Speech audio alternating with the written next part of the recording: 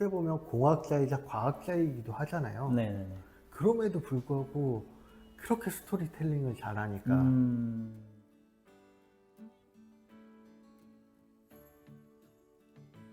안녕하세요. 책 읽는 형제들입니다. 네, 오늘은 불변의 법칙 네 번째 시간입니다. 논제문 읽어드립니다. 최근 스토리에 대한 중요성이 많이 부각되고 있습니다. 이 책에서도 저자는 이렇게 말합니다. 당신이 옳은 답을 갖고 있으면서 동시에 뛰어난 스토리텔러라면 성공할 가능성은 거의 100%다. 당신은 어떻게 생각하시나요? 네, 발췌문입니다. 당신이 옳은 답을 갖고 있다면 당신은 성공할 수도 있고 실패할 수도 있다. 당신이 틀린 답을 갖고 있지만 뛰어난 스토리텔러라면 성공할 가능성이 크다. 당신이 옳은 답을 갖고 있으면서 동시에 뛰어난 스토리텔러라면 성공할 가능성은 거의 100%다. 지금까지 늘 그래왔고 앞으로도 그럴 것이다. 역사에는 그런 사례가 부지기수다. 네. 스토리텔러 하신가요? 아, 스토리텔러가 되고 싶습니다.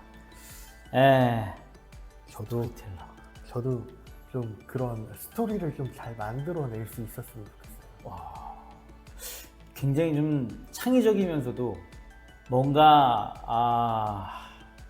독특한 사람들이 할 수 있을 것 같아요. 그럼 저는 안 될까요?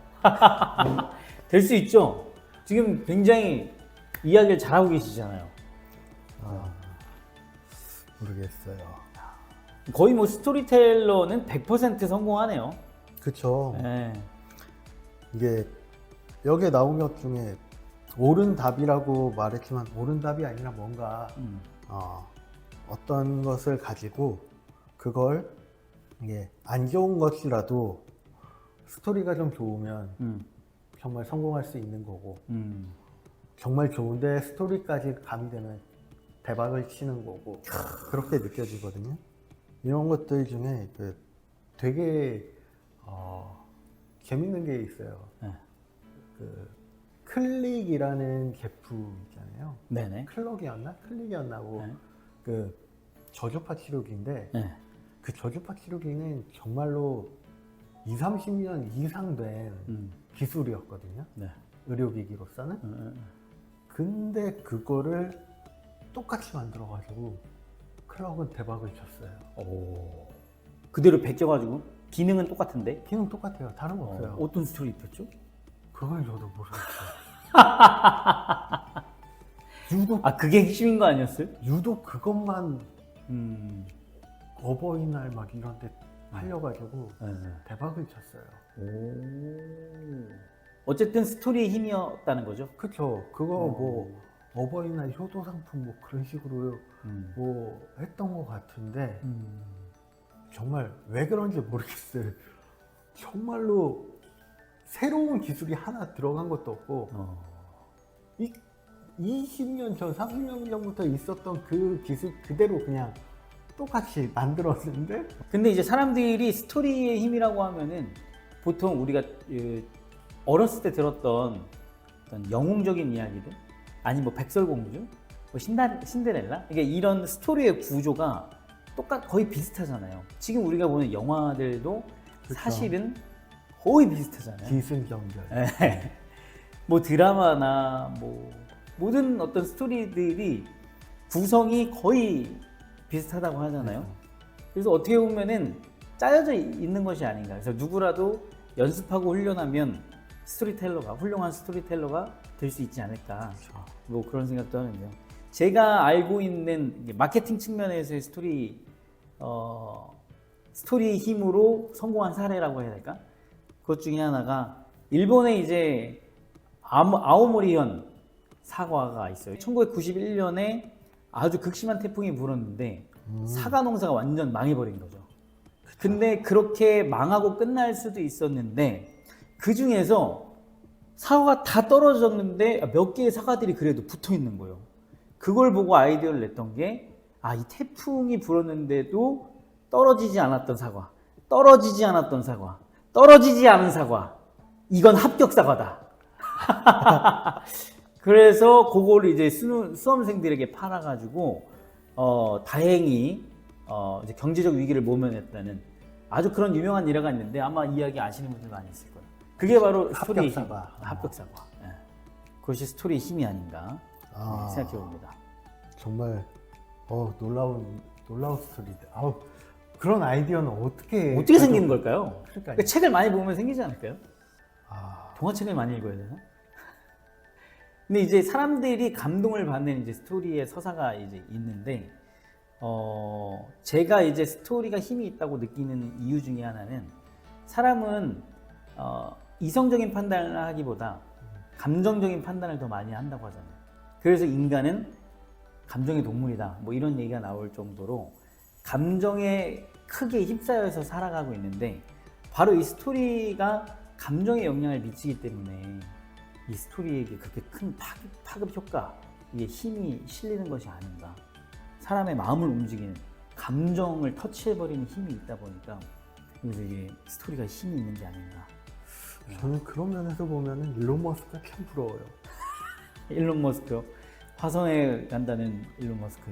네, 어떻게 보면 공학자이자 과학자이기도 하잖아요. 네. 그럼에도 불구하고 그렇게 스토리텔링을 잘하니까 투자자들에게 네. 이야기해서 그런 것들을 다 납득시키고 투자를 얻어내는 거잖아요. 그렇죠. 그 얼마나 대단한, 진짜 대단한 일이죠. 네, 정말 부러운 것 같아요, 저는. 음. 저에게도 그런 능력이 좀 있었으면 좋겠어요. 그런 능력을 길러야죠. 우리 함께 뭐 구독자 여러분들과 함께 길러내는 걸로. 그렇죠. 네. 참. 엘빈 토플러도 그렇고 네. 스토리텔러로서 네. 그 자질이라고 해야 되나? 네. 그런 걸 볼 때 네. 그런 좀 복잡하지 않게 이야기하는 그런 것도 있는 것 같아요. 그렇죠. 이해가 돼야 되니까. 네. 네. 원래 그 뛰어난 강의자라고 해야 되나? 네네. 그런 사람들은 물리학을 초등학생한테도 이해시킨다고 하잖아요. 그렇죠. 쉽게 설명해서. 네. 네. 그런 건 진짜 배우고 싶어요. 근데 이제 스토리가 진짜 중요한 이유 중에 하나가 제가 최근에 본 나라는 착각 그레고리 번스의 네. 그 책에서 보면 스토리가 없으면 나라는 존재 자체 자아 정체성을 찾을 수가 없다는 의미에서 스토리는 매우 중요하다고 하더라고요. 스토리 자체가 주는 힘이 그냥 내 존재 자체를 결정지어 버리는 거죠. 그래서 스토리가 너무 중요하다. 그리고 그 함축적인 이야기로 자기가 편집하고 싶은 대로 모든 기억을 편집시켜버리고 그것을 하나의 이야기로 구성지어서 그 이야기가 곧 나라고 생각하는 거죠. 그래서 이야기가 없으면 나도 없는 거예요. 그러니까 지금 말씀하신 어떤 뭐 기업이라든지 뭐 성공한 사례들에는 스토리가 없이 성공한 사례도 없었고 뭐 스토리 없이 뭐 어떤 마케팅이 큰 성공을 이룬 뭐 이런 것도 없지 않았나. 그 존재 자체를 나타내는 거죠. 그 이야기를 들어보니까 네. 히스토리라는 게 그런 관점에서 나오는 것 같네요. 오, 히스토리. 네. 역사. 역사라고 하지만 네. 그 어원을 보면 그의 이야기잖아요. 맞아. 말씀하신 대로 그 사람이 존재하는 거는 그 사람의 이야기라는 거잖아요. 그렇죠. 지금 지금 역사가 존재하는 것도 이야기 때문이겠죠. 지금 우리가 믿고 있는 것들 있잖아요. 스토리로 전해진 스토리, 기록된 스토리 이런 것들로 인해서 종교도 그렇고 스토리가 없으면 신 자체를 우리가 믿을 수 있을까? 하나님을 많은 사람들이 믿고 있지만 하나님에 대한 스토리, 성경에 그런 스토리가 없었다면 과연 하나님을 믿을 수 있었을까? 그러니까 그 스토리를 믿는 것이 곧 그를 믿는 것이 되는 뭐 이런 아주 재미난 이야기를 들어본 적이 있었어요. 자서전이라고 돼 있는 책들 보면은 굉장히 그 서사가 있는 사람들이 있잖아요. 그런 거 정말 많이 읽어보면 재밌을 것 같아요. 제가 읽어본 자서전 중에 백범일지, 김구 선생님의 백범일지가 굉장히 감명 깊었습니다. 뭐 우리나라 사람들이라면 꼭 읽어보시기를 또 추천을 드리기도 하고요. 또 각 나라마다 자기 나라의 어떤 뛰어나고 유명한 인물들에 대한 어떤 자부심을 갖잖아요. 저는 대한민국 어떤 국민으로서 김구 선생님이 대한민국 사람이었다는 것에 대한 자부심을 가지고 있습니다. 네, 백범일지를 보고 그런 생각이 안 들 수가 없었어요. 네. 아무튼 그 스토리도 아주 대단한 스토리였습니다. 저는 지금 이야기를 하면서 그 생각을 좀 해봤거든요. 나에 대한 자서전을 쓴다면 어떤 이야기가 나올까? 그게 바로 당신이기 때문에 그러니까 되게 중요한 것 같아요. 네.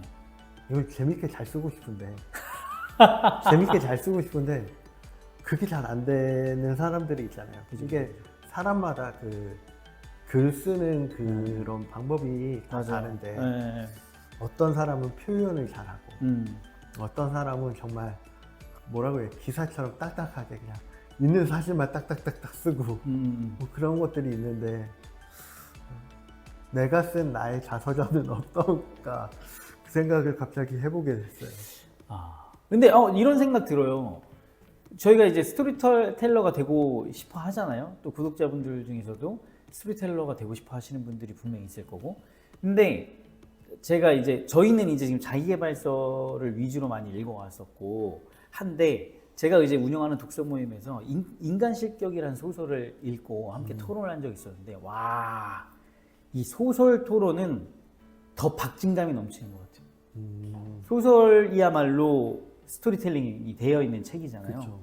와, 대단하더라고요. 소설을 많이 읽으면 저희가 또 스토리텔러가 될 수 있지 않을까 뭐 그런 생각도 한번 해보게 되네요. 그 오늘 이야기에서 이제 네. 저는 이걸 읽으면서 네. 하나의 사업 아이템이라고 해야 되나? 네. 그런 것들이 조금 보여요. 떠올랐어요? 네. 나눠주시죠. 다들 성공하게. 아니 여기서 본 것 중에 이제 네. 옳은 답을 가지고 있지만 뭐 스토리텔링이 안 된 그런 제품들이 굉장히 많아요. 네. 보면은 특허적으로 굉장히 네. 시대를 앞서 갔었음에도 불구하고 네. 사장된 기술 같은 것들이 굉장히 많아요. 찾아보면. 그래요. 네. 그 어디서 찾을 수 있죠 그런 걸? 뭐 요즘에 대학교 같은 데서도 그런 네. 것들을 많이 기술 그거를 팔아요. 특허를. 근데 그런 것들 중에서 정말 스토리텔링만 잘하면 여기서 말한 대로 이게 좋은 기술임에도 불구하고 알려지지 않아서 사장된 기술들이 많기 때문에 그런 것들은 스토리텔링만 잘하면은 또 그게 또 그쵸. 기술이 알려지고 좀 좋은 반응을 얻을 수도 있거든요. 그런 기술이 어디 있을까? 뒤져봐야죠. 너무 찾고 싶네. 네. 뒤져봐야죠. 아. 그런 것들이 어떻게 보면 하나의 사업 아이템이 될 수도 있겠다라는 생각이 오늘 들었어요. 그러려면 내가 스토리텔링을 잘해야 되는데. 근데 이제 그런 거죠. 저희도 만약에 지금 이제 유튜브를 하고 있고 네. 뭐 책을 가지고 대화를 나누고 있지만 결국은 지금 이 순간이 우리가 도전해보고 우리가 이런 과정을 거치고 있는 것 자체가 나중에는 훌륭한 스토리를 만들게 될 자료, 그렇죠. 너무 소중한 자료가 되지 않을까 네. 그런 기대를 해봅니다. 네. 저도 그렇게 기도합니다. 오늘 토론 이만 마무리하도록 하고요. 함께 하시면서 혹시 의견이 있으셨으면 댓글로 함께 해주시고 추천해 주실 책이나 좋은 논제문이 있으면 댓글에 작성해 주세요. 저희가 대신 토론해 드리겠습니다. 네, 시청해주신 여러분 감사드리고요. 구독과 좋아요는 사랑입니다. 네, 지금까지 책 읽는 형제들의 부자이사제였습니다.